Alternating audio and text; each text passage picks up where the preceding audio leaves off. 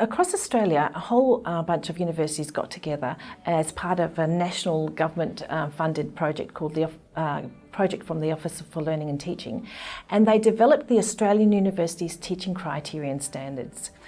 A lot of universities have taken these standards on board. There's something like 23 universities that were involved in the project, and most of those universities have taken some elements of the criterion standards in their university. At Curtin, we've translated those criterion standards into something which is called Teaching Excellence at Curtin. And what that does is it actually gives us some criteria and standards around the 7 things that people think are the most important elements of great teaching. And it's not just about what they do in the classroom, but it's their whole educational practice. So it's everything from them being leaders within the area, their undertaking of the scholarship of learning and teaching, and their actual teaching skills and the way in which they create the learning environment. So these teaching criterion standards are something that we feel very passionately about.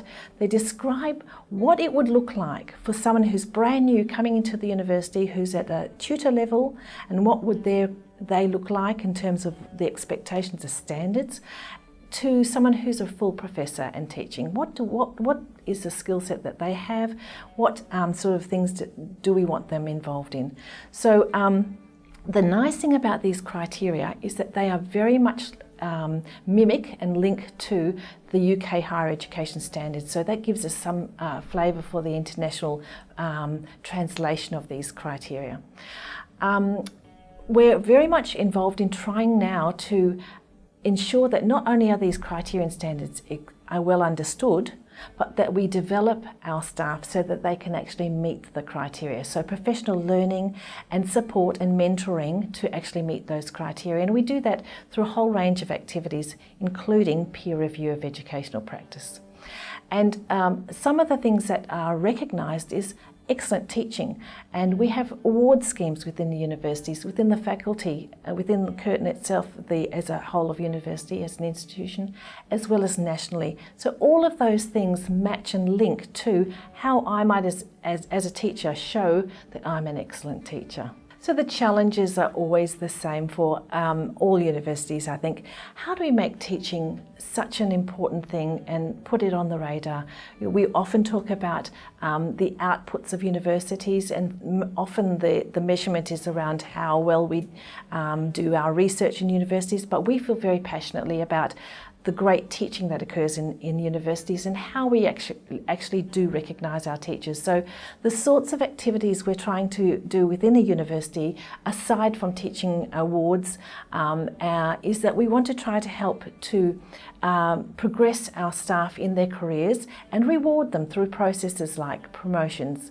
When we really have that embedded very well, and it is embedded, but it's not as evident in our university as it could be, I think then we will really start to see that what we're doing is making a difference for our staff and ultimately then for our students. So they will be able to see that they're at a university that has actually got excellent teachers.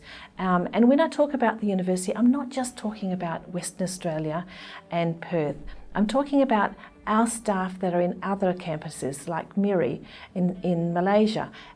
We've got wonderful teachers in Mauritius, and we're working with our partners in places like Dubai and Singapore. So it's looking at the whole of Curtin as a global university. So I think that we're starting to do more and more activities to try to promote great teaching at Curtin, such as we're doing things like the Festival of Learning, where we're showcasing excellent teaching, and we really want to involve the whole of the community of Curtin academics in that area.